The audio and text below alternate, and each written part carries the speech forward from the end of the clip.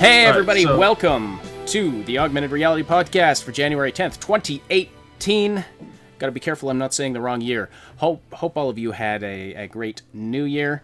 And this is the first podcast of the year, and this is really exciting because we get to start off with some actual, literal breaking news that we just found out moments ago. That just within the past couple hours, CD Projekt Red turned on the Twitter account for Cyberpunk 2077. And this is very exciting. So we have the Mad Queen with us this morning. Good morning. It's evening for you. Greetings, Adlings. Yes, it's 6 p.m. in here. Right on. It is not 6 p.m. And hello everybody in chat who's super hyped for this. So what does this mean?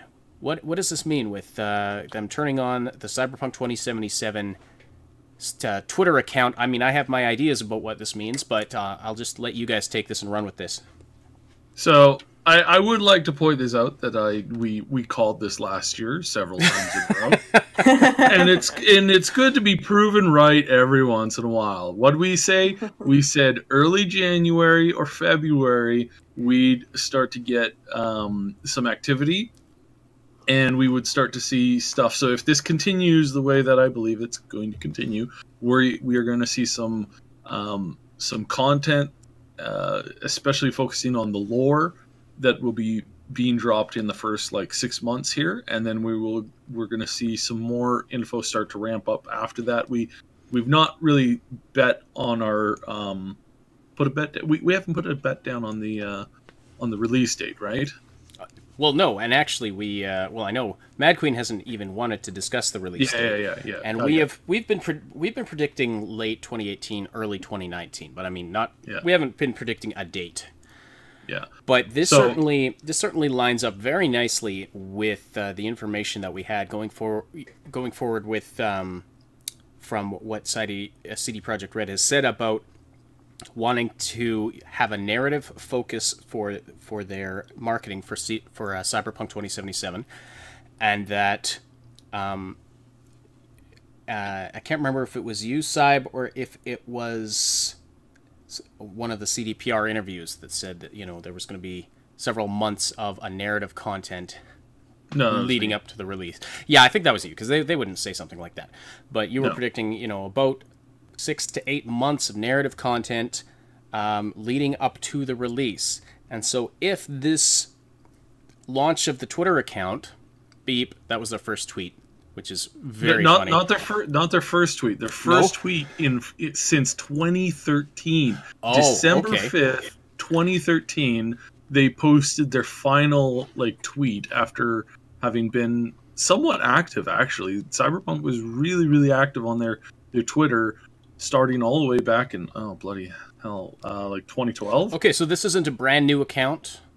No. It's not. This account's been dead for, it hasn't posted a thing since 2013. They started posting in October of 2012 is when this particular account started tweeting, and then it went quiet. I've been following this thing for literally years and have never seen any notification come up for it. Okay. So I see. This morning actually, I was I had to do a double take as soon as Mad Queen send me the message. She's like, "Oh, hey, they just tweeted," and I'm like, "What?" So, well, your original message, Mad Queen, was CD Projekt Red is moving, and we thought you meant they were moving locations, like they were moving to another building. And we realized, oh, wait a minute. But yes, I see. So 3 hours ago they tweeted beep, and that's the last. Beep. That's the last. And it's.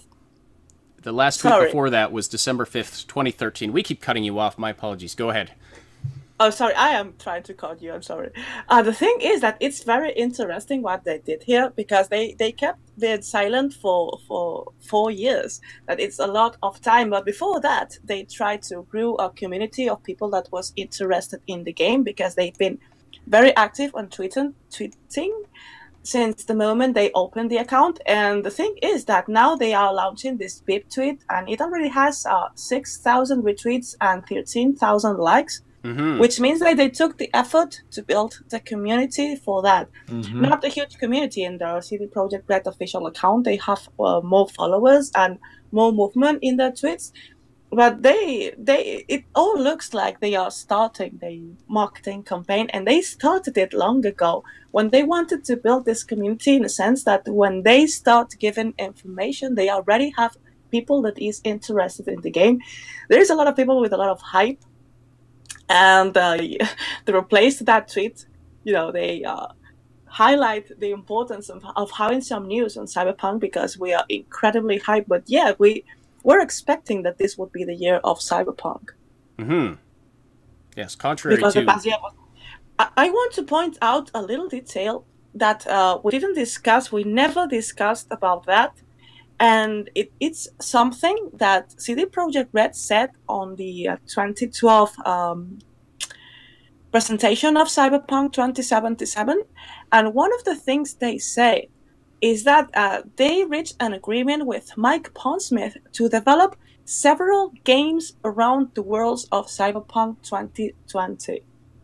And this is something important to note because we are focusing ourselves on the Cyberpunk 27... Oh, excuse me. We are focusing ourselves in the Cyberpunk 2077 game, but maybe it's not the only thing that we will see. Well, I mean, there's potential there for really to create an entire genre. Although, I mean, the genre already exists, but there's definitely enough material in the Cyberpunk universe to create a plethora of things. Kind of like how there's 1,001 different takes on the fantasy idea, the fantasy universe, like what they did in The Witcher, and then there's Skyrim, Lord of the Rings, and all those. There's all these different reiterations of the fantasy. Cyberpunk could really become another genre similar to that there could be multiple takes on. And I'm really stoked for that because I really enjoy Cyberpunk games, but there's not a ton of good ones. Well, between this and Last Night, that's also due out this year sometime, we're going to see so many cyberpunkish games come out. We've already seen an uptick in this kind of media as far as like music and movies goes.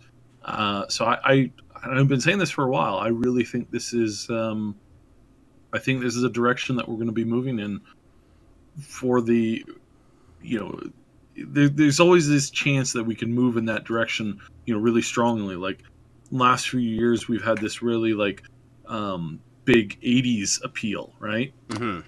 And there's a bit of a connection between the cyberpunk and the 80s appeal, but I mean that 80s appeal has really come out strong with, I mean, Stranger Things and a bunch of other movies that are sitting in that time frame, and you've got other TV shows that are having that flair, right?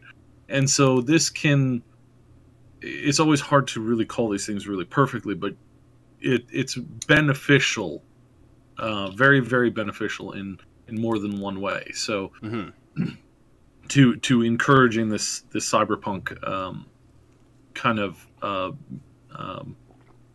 appetite in the populace. So we might see more games and more games. We might see more. We might see a good chunk of some movies coming out and stuff like that. With that Scarlett Johansson version of Bloody, I forgot the name of it. The one that everybody said she ruined. Probably didn't see it. Ghost in the Shell? Yeah, Ghost in the Shell. Oh yeah. She didn't ruin it. Well, no. The writers did.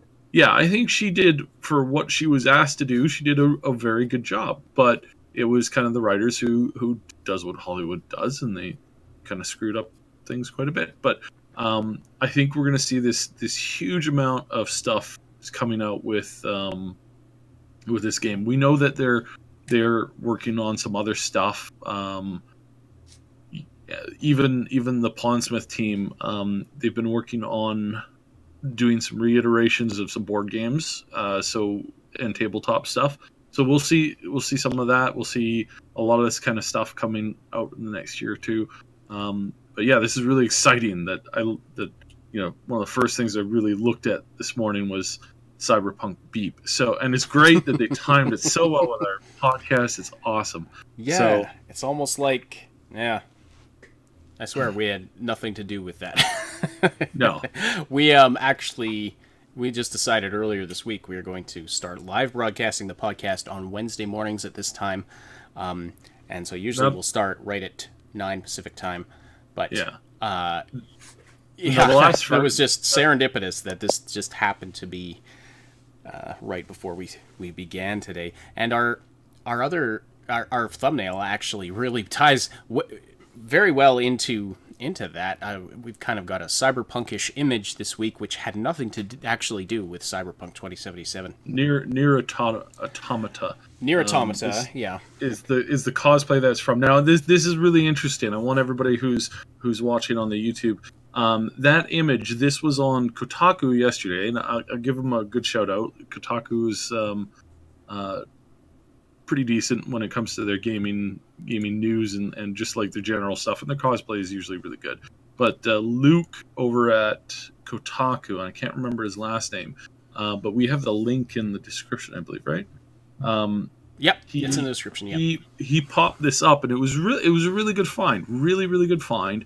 So this one of these images is made via CG, and the other image is made by a cosplayer. It's an actual cosplay photograph. So Mad Queen, can you see the image? Like, do you have it up? Yes. I'm seeing because I'm reading also the chat. No cheating. Which one do you think is CG, and which one do you think is a photograph of a cosplayer? Well, I believe that that the photograph is the one in the left. Okay. And what makes you? Why do you think that? Yeah, I'm curious. The shape of the armpit, because this is something that when people do it in 3D, is when they model bodies. There's always problems with the shape of the armpit, the way that the arms, are put in the body. I see what you're saying. Hey, I didn't even notice that. Yeah, Saib and I were talking about this for like an hour, just the different features. And I apologize. So in the thumbnail, I cropped the images quite significantly, just so I could fit them both properly. Go to the Kotaku article. It's linked in the description. You can see the whole image. I believe it goes down to, I can't remember, like, goes down to her knees, I think, something like that. But yeah, just different things like the hair and I noticed some things about the shoulders and how in one of the image it very much looks like it was composited because it came together. Cyber really noticed the shadows in the background. But at a glance, dang, there is no, at a glance it's hard to tell, hey? Yeah. Yes, it is. And this is really good, and this is why we have the heading on there, is that this shows that we're getting that techno, and we've known this for a while, that you can surpass the Uncanny Valley. You can get something that looks like it's real, like real enough that it's not off-putting, right? Like, and we're almost there, like you said, but we're not quite there yet. Yeah. And one example that comes to mind is oh shoot, what's the guy's name? In Rogue One, the CG character, the yes, Admiral, the Admiral one. Yeah, I know. And, yeah. well, man, just the Admiral. Peter Cushing. Also Leia. You mean Peter Cushing? Peter Cushing, and the CG Leia at the end too was kind of like, what? Although I don't know if she was entirely CG or if they just put her face over another actress. But Peter Cushing's character was entirely CG. Well, in The Last Jedi, there's also some scenes where Leia is CG because she already passed away. Okay. I didn't realize that. I thought she had completed her filming before the movie. No, she didn't. Before she had passed on. But and there are some that you can notice, and well, there are some that you can notice because he's very crappy CG. Like, well, I'm not going to make a spoiler, but there is a scene that her 3D model is done for the special effects, but there are a couple more scenes that you can see her, and if you really look close, you can see the difference with real. And then I thought like you that that she finished the film, but then I looked for information, and no, she did pass away before the film was completed. Okay, interesting. But yeah, even that, like at a glance, like I wasn't paying close enough attention to notice whether or not she was CG or not. But at a glance, or just watching the movie casually, if you're not looking for it, I don't think you'll necessarily see it. If you don't know in advance that it's CG, you might not really realize it. Unlike the, even you go back and watch Lord of the Rings now. I don't know if they've updated any of the effects or not, but if you go back and watch the originals, and the CG was pretty good in that. Like they really broke some ground with CG in that, but it's so obvious. Yes, it's so obvious. Lord of the Rings didn't grow old pretty well, Yeah. but at the moment it was a state of the art.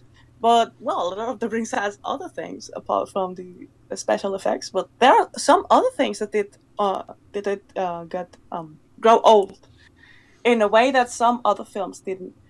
Mhm. The truth is that it advanced a lot, and not only in the tools that are used to create better special effects, but also in the now it's become some kind of incredibly competitive market. So everybody needs to do it better and better and better. And specialists in special effects, they know that they need to be so perfectionist. Mhm. Things are really changing in this regard. Mhm. Absolutely. So, yeah. Anyway, very exciting start to the show today, and couple other things that we should get to here. So there's been an issue with Intel processors that's been all over the news recently, because due to patching a security hole in certain Intel processors, there was a performance issue reported, and in many cases over-reported, and this is specifically affects gamers in the sense of affecting their machine's performance. So, Saib, you had a lot of good information on this. So, it kind of the kind of what's the word? Overreaction from the haters of Intel were quite on the extreme side, because the initial report came out and it's like, look, initially it looks like patching this is gonna, for depending on the processor, the age, depending on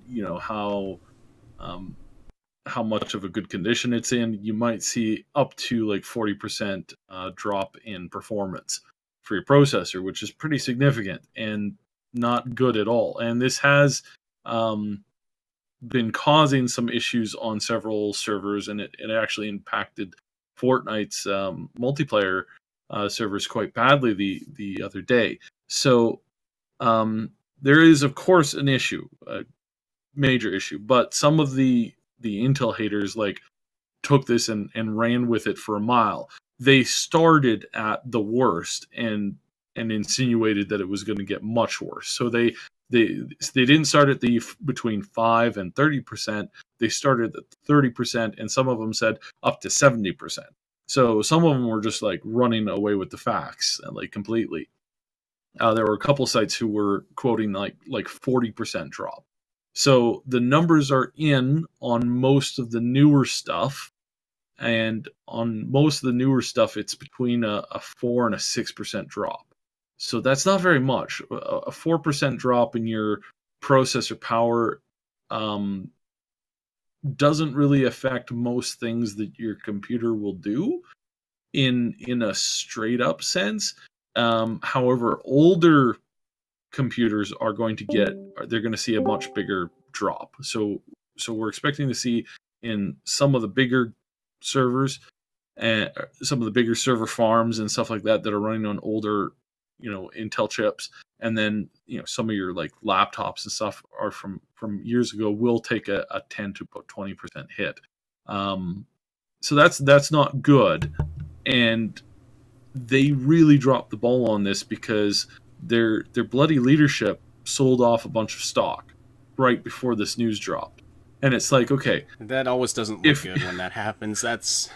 Your That just optics makes are it so bad. Yeah. So bad right there. It's a, like, are you thinking, did you did you think this move through at all? It gives credence to all the people who are saying the worst of the worst. And so it makes the issue look a lot worse than it actually is, because, or it makes the issue look a lot worse in general, just because if people if people who own stock in Intel and can see this coming, like if they sell off their stock right before the news hits, that means it's bad news, right? It's bad news for the company. They know their stock is going to take a hit.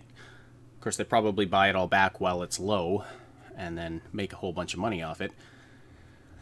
So, lots to put our faith in there. Yeah, so they've handled this pretty poorly in general. They should have, they should have just handled it a little bit differently. But other than that, it's not the end of the world. Most of your processing power when it comes to like your main gameplay effects really focuses around your video card and your RAM. So processing power is important for your for your motherboard, for your main chip there. It's not a massive problem, and if you are a gamer, you have already overbought on your processor. So okay. So what should we... By the way, I love the discussions going on in chat. Yes, and, yes. As soon as we're... last night looks amazing, dude. It does. It does. As soon as we got one more topic to get to after the Intel processor thing, and then we're just going to read through your comments and just have discussion for the rest of the time that we have. But so, as gamers, what should we be looking for? Like, who's affected? First of all, this patch that they put in, this is like a firmware that auto-updated, right? Like, it's not something you have to manually download and install to patch the security hole, I'm guessing. It's like... Oh, yeah, it's going to come out with the window. The update is actually going to come through Windows. So it's already happened if you... Yeah. So your Vista or Windows 10 is going to do an update, and it's going to fix that. From what I was reading, I'm don't quote me on that precisely, but that's pretty much how it was described to me. Okay. Because really that's how those updates to the BIOS happens, is they happen through the operating system. They don't necessarily happen through the through a separate thing that you have to download. So now it was the i5 processors that were hit harder than the i7s, right?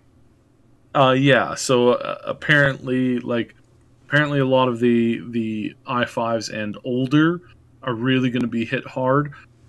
Which is why I have an i7 in mind, because it's like, it's the same thing with my RAM. It's like, got 64 gigs. Like, it's you take what you think you need, and I've explained this to so many people when they're looking at computers.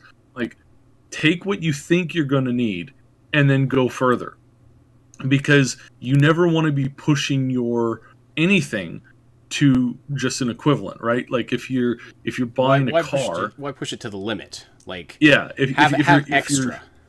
If you're buying a car and you're going to be off-roading with the car, you want to buy a car that's designed, really well for off-roading. You don't want to just pick up like an F-150 and be like, yeah, it can handle off-road. Yeah. It's like, well, it goes fast. It must be intended for off-roading. Yeah, it's like an F-150 with no additional stuff can do off-roading okay, but as soon as you get stuck, you're pooched. Yep. Whereas if you go out and you buy a car, a Jeep or like an SUV or a truck that's got like a winch on it, it's got like a couple of backups for four-way. The way that they turn all four of the vehicles four-way, independent four-way, that kind of stuff will make sure that you never get stuck. And I mean, sometimes a vehicle with a winch is actually the best friend that you can have in the bush. And a lot of those additions are actually a lot cheaper. So basically, always buy more than what you need. And for me, the only thing that's slower in my current machine is the graphics card needs to be updated. So that's the way most gamers are. So I really don't think, like, people were calling this like PC Armageddon. Okay, so That it's was not a as bad. little overdrawn. Yeah, So it's not as bad as people are making it out to be. Of course, the AMD fanboys are gonna have a field day with this. And AMD, I mean, really, this was like It's not this, a knock. this- We're not knocking AMD. Just saying, Yeah. it's not like this was a big. it's good that they're healthy competition. Any market, needs that. Oh But man, at the I'm same glad time, they're. like, at the same time, it's like they got lucky with, like, they got lucky in that they didn't program their chips the way that Intel programmed their chips, because the way Intel programmed their chips in this particular case, it was just to make them faster and to give them better programming, but it inadvertently left this little security hole in it. So it's like, I wouldn't jump up and down about that. Basically, it's like you flipped a coin and basically one person made a better call by flipping the coin, and the coin got flipped in their favor. It's not that. In any case, it's something that we're just going to have to live with, because, I mean, there's really nothing that can be done, but it is, nothing that I'm aware of that can be done. But the performance hit is not as bad as some sources are making it out to be. And the final topic, by the way, you're not hearing Mad Queen because she's gone. I don't know. Yes, she had to. She has a video coming up for some new content for her Cyberpunk series, so she wanted to quickly get that up ASAP. Okay. And then we have another thing immediately following this with her and some other stuff. So. Okay, excellent. Well, check out Mad Queen's channel, the Mad Queen Show on YouTube. I'll put the link. It's not in the description right now. I'll put it in later on when this is in the archive. But yeah, just look up the Mad Queen Show on YouTube. She's got tons of Cyberpunk 2077 content. All right, so the final thing we want to talk about is EA and matchmaking. So this is something that's been reported on by The No and Yong Ye and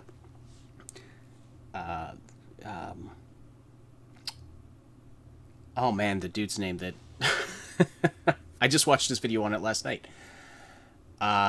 Renegade? No. Anyway, help me out here, Sib. What, you talking about Legacy's video? Legacy Killer HD. My apologies. We've actually been talking to him, so I feel really bad that his name slipped my mind there. But so EA and matchmaking. So a little while back, we reported on another game company that had tried to patent a matchmaking process that was, or not so much a matchmaking process, but a process that would have attempted to manipulate players in online games to encourage the purchase of microtransactions in the form of in-game replays, showing them not focusing on the best plays in in-game replays, but really focusing on things that they think the player might want to buy, like they might show off the gun that was used to kill them in the previous match, and they'd show the replay, highlight the gun, and like have a buy here button or buy now button like right on the screen right there that you can click, kind of a thing. So that whole process was in the process of being patented.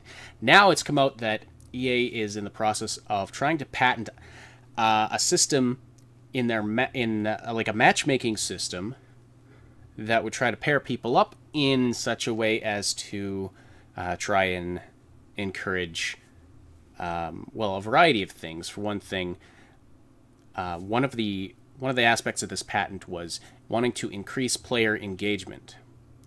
So, and doing this by manipulating the matchmaking process. And Legacy Killer actually did a really good job of explaining this.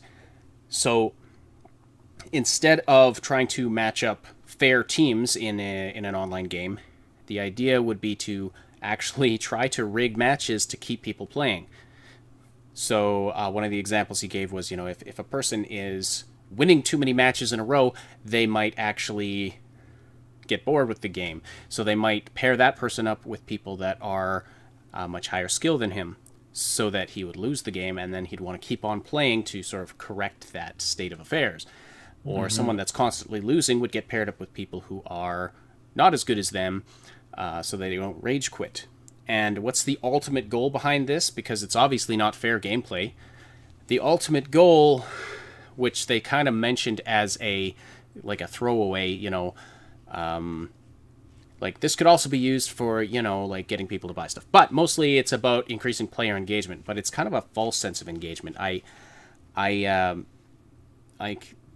know. That just grates my gears, because it's like you're manipulating things to get me to keep on playing, not because I want to, test my skills in a fair fight, but because you're literally just trying to manipulate me into continuing to play the game with the ultimate goal, I believe, of, the longer you keep someone playing, the greater the chances they're going to buy stuff. Yeah. Now this is a false dichotomy, seriously, and being, in analyzing the situation for myself, basically I'm sitting here and I'm thinking, how stupid are these people? Like, they're attempting to control the entire situation. So it's like, okay, in a lab, they've run an experiment over and over and over again, and they get the same reaction over and over and over again. And now they're like, okay, now we can use this in the large scale and start to control, players on a large scale. And then by, flipping on the switch, the environment goes from, what the test was in to suddenly it's like 20 degrees hotter. And now their things aren't working anymore because they've changed the environment in which the testing system has functioned. So I know that's a really bad analogy, but it's really hard to a lot of this stuff when it comes to like analyzing data and information, it's really hard to like put into normal people words. Basically, with the way that they're doing this, they're essentially setting themselves up for failure, because they're going to take the natural progression that you have as a player, finding where your skill set is, when there's a matchmaking system that just pairs you up with people who have a similar track record than yours. So, in Overwatch, you have a reasonable climb up the ladder. Same thing in League. There's this regular climb up the ladder, and you do end up sitting in your skill range position. What they've done by doing this now is they're potentially causing some pretty massive issues with transparency, and then also in execution of an environment, it becomes something completely different. So now when you get that win in the middle of a losing streak, you're going to feel like, is this just the program doing this to me? And that muddies the system, because as soon as you start watching something, it just the fact of observing something can change the outcome. Yeah. So this is extremely problematic in how they've set this up, and there's a really good chance that they're going to pooch themselves. Like, not only just in the player's perception of what they're doing to them and the fact that you feel like you're being controlled, but you're also going to end up facing this situation where you're changing the environment of play, and suddenly maybe nobody likes this game mode or styles anymore, and suddenly your player base is just going to not reflect what normal player experiences are reflecting, because you're muddying with the system. Mm-hmm.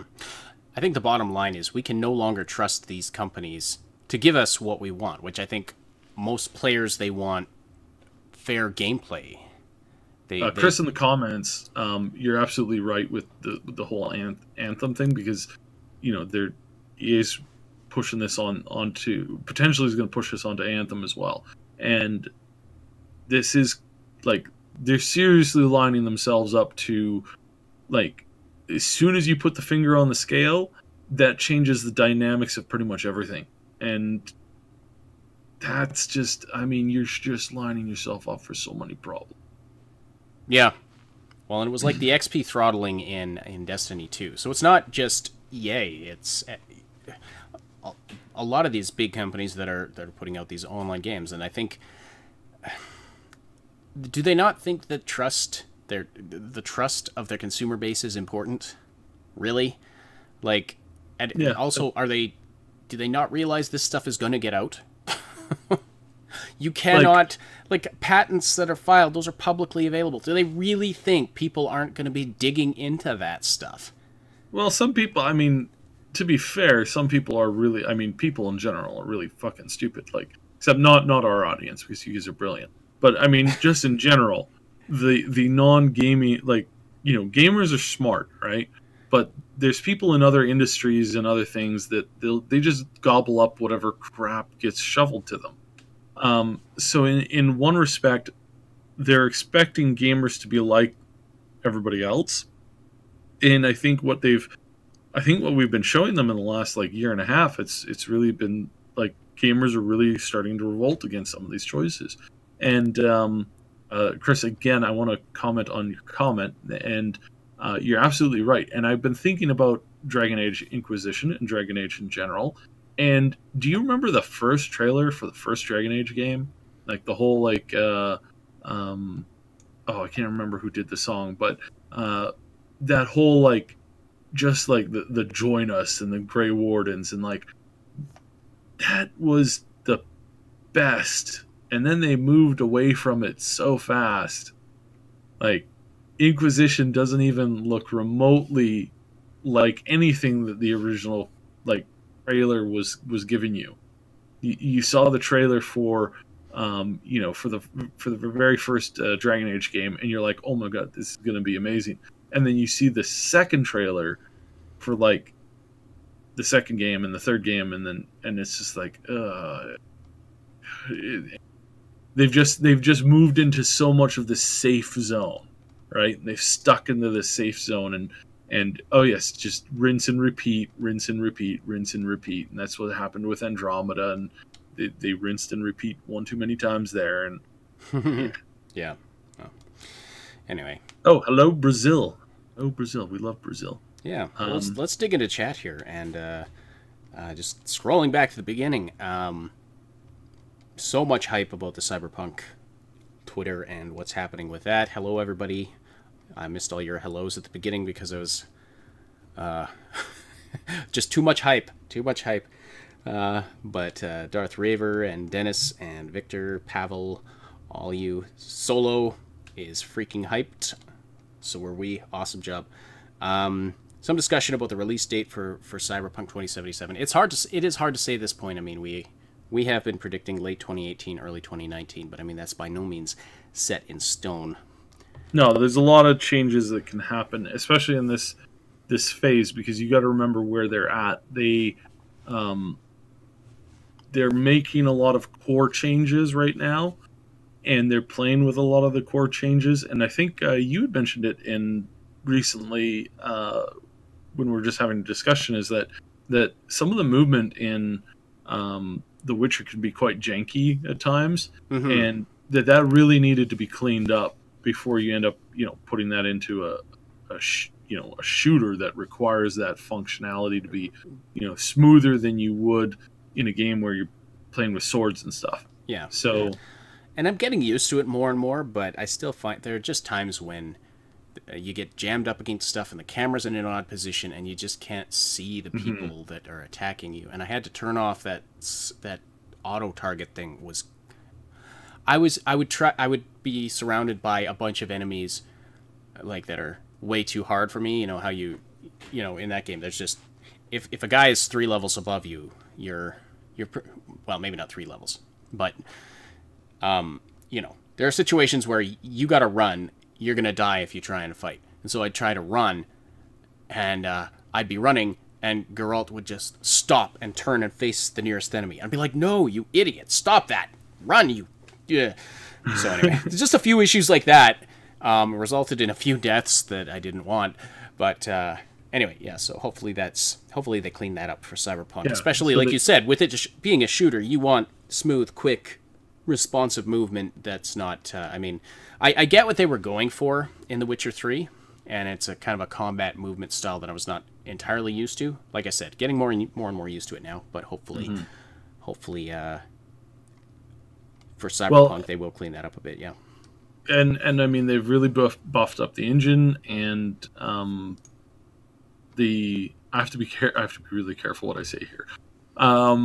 They've done a lot of great things, and we've seen the effort and the skill that they're putting in, and it's really good. It's the direction that they're moving in for Cyberpunk 2077 is awesome, and I feel that they're coming at it in the right direction. They're coming at it in the right way, and as long as they keep incorporating that in the best way, I think we're going to be moving forward. When last year we talked about the skills and how the gameplay and the classes will affect your gameplay. Stuff like that can change so fast, and that can make or break a game when it comes to gameplay. So it's always we're going to tentatively sit, and we're going to watch, and we're going to be really supportive, because it's important to support good companies. It really is. Like it really is so important to support the companies that put their best foot forward. That they take a step out.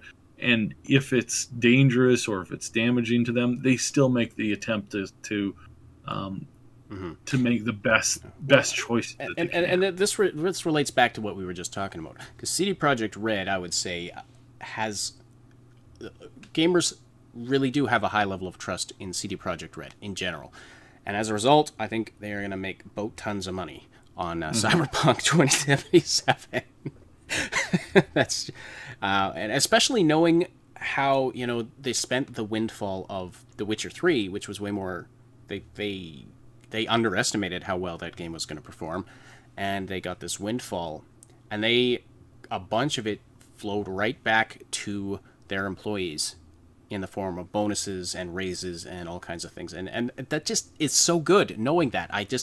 It's like the Fry thing. Shut up and take my money. Like, I want to support this company because of stuff like that. Like, this however much money I'm spending on this game is not just, fattening some executive's wallet. It is going to the people, on the front lines who are doing the coding and stuff. So, that really makes me happy. So, Darth Raver says, LOL, someone on YouTube made a comment that Intel intentionally built in that back door for the NSA. We just discovered it, but it was meant to be there. That's funny. I doubt it, but that's funny. Well, you never know, because we did find out last year. Actually, you're right. On us with television, so and phones. So you never know. You never know. I mean, that it's kind of scary, but that could actually be the case. It's so messed up. A few people, so messed up. Dylan Salviti saying, "Oh my God, the Last Night looks amazing." Yes, it does. The Ballowin, yeah, I love the pixel style. And Chris says it's an open world side scroller, which is unique. Yeah, that's really interesting. I think there have been other open world side scrollers, but I don't think any of them were really, really big. So. This one's got a huge narrative to it too. And there's a difference between an open world and there's been lots of side-scrolling Metroidvanias, but an actual open world.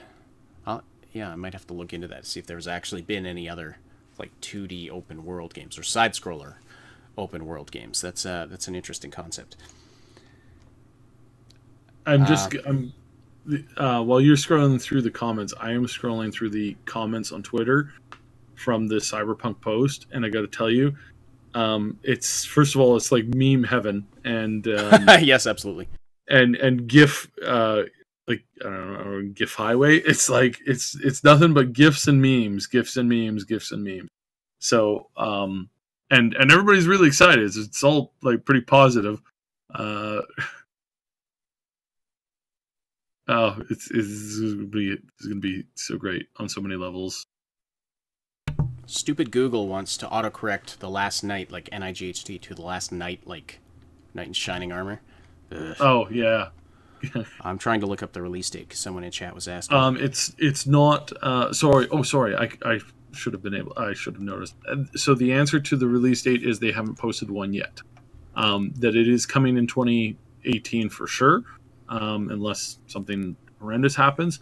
But they don't have a specific date set for it yet, and I suspect strongly that had something to do with such the high reception that they got last year at E3. This thing took E3 by storm. Basically, it was one of the most talked about things, and they were anticipating that this would be a really low key thing. So I did some looking around, and apparently they injected a lot more money into it. That Xbox was quite happy to. Microsoft was quite happy to give them a boatload more money to help them flush out a few more things. So that probably extended their release date, probably potentially. I think we'll probably see it. If I had to guess, I'd say it's probably going to be a summer hit. So I think they'll pop that out probably summertime, maybe fall at the latest. So, but I suspect we'll hear about that relatively soon, and we'll probably see a release date somewhere in the summer release date window. And there was some questions about, is it going to be an Xbox exclusive or what platforms? PC and Xbox. Yes, yeah, it's going to get an exclusive release window on the Xbox for a few days or for like a week or something maybe, and then it'll come to Steam. But it's already in the Steam store. You can already like bookmark it and put it on your wish list. So hey, and Dylan in chat says, "I'll buy 10 copies. It looks so good." Hey, you want to throw 1 or 2 of those to your friends at the Triple S League? We would not argue with that. I'm kidding. I've already got like. Did you already pre-order it? Yeah. Yeah, Jack the Ripper Gamer already VR says, "Hello guys." Well, hello Jack the Ripper. And Chris says, "Ugh, EA is the most vile company ever." Yeah. It's there's a reason why they've won that award. Yeah. It's like seriously, they should learn how to do their stuff. Oh, and then EA is the only company I wish bankruptcy. Yeah. Well, I mean, it's a company that definitely needs some serious restructuring. I mean, I don't want all their employees to get fired, but they're going to run themselves into the ground if they keep this up, or at least they'll shrink down to the point where maybe their only product is the sports games, because they don't seem to be suffering as much in that department, even though, you know, those are riddled with the microtransactions and things too. But, I mean, it's kind of a different arena. I haven't looked into it too much, but that's my perception of it. So, Chris says, yeah, E3 is going to be exciting. I can't wait to see more Death Stranding and Detroit Become Human 2. Absolutely. Dylan says, Anthem gives me hope that it will break them. Oh, he's still talking about EA. I have zero interest in the game. Ditto. I've really... It's been hard for us to get motivated for Anthem. Now we'll probably try it because we kind of have to. It's in the position we're in, we should probably we'll take a look at it anyway.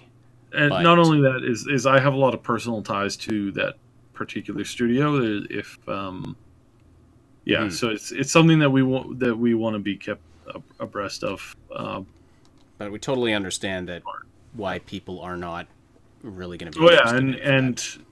And to be honest, and we talked about this a little bit last year, is that they're nervous. I have friends who work at that studio, and they're really nervous that EA is basically just lining them up to be, shot through the gut. Mm-hmm.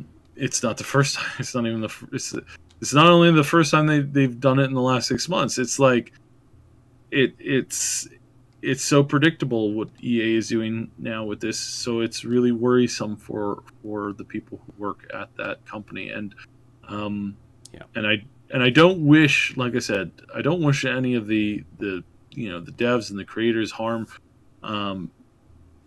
just because their publisher is crap, right? So yeah, this is problematic, and I really wish the doctors had never sold it to EA. I really think that was a terrible move on their part, but it did make sense for them financially. And I mean, they both retired like 40 years early, so not too bad. Not too bad. Maybe they should buy it back. Or I joked last week that CD Projekt Red should take the money they make from Cyberpunk and buy BioWare. And, and then, oh man, could you imagine a CDPR if they did Mass Effect, if they reinvented that?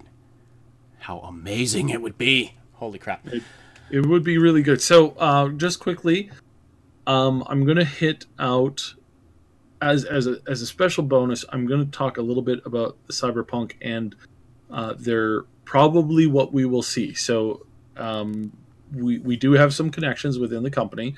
And this is not coming from that. This is coming from the analytics and looking at how companies are usually handle this. So what we will say very quickly is that we will expect to see some news and info dropping within the next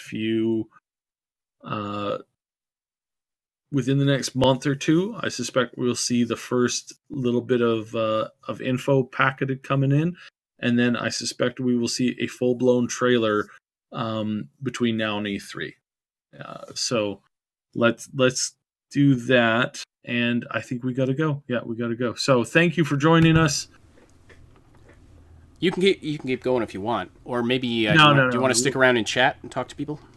I will stick around and chat. I will continue to live chat on here while the stream is still up and running.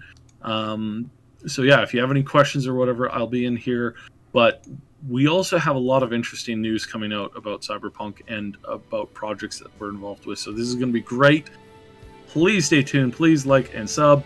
And as always, leave your comments and questions. And we do try to get to as many of them as we possibly can.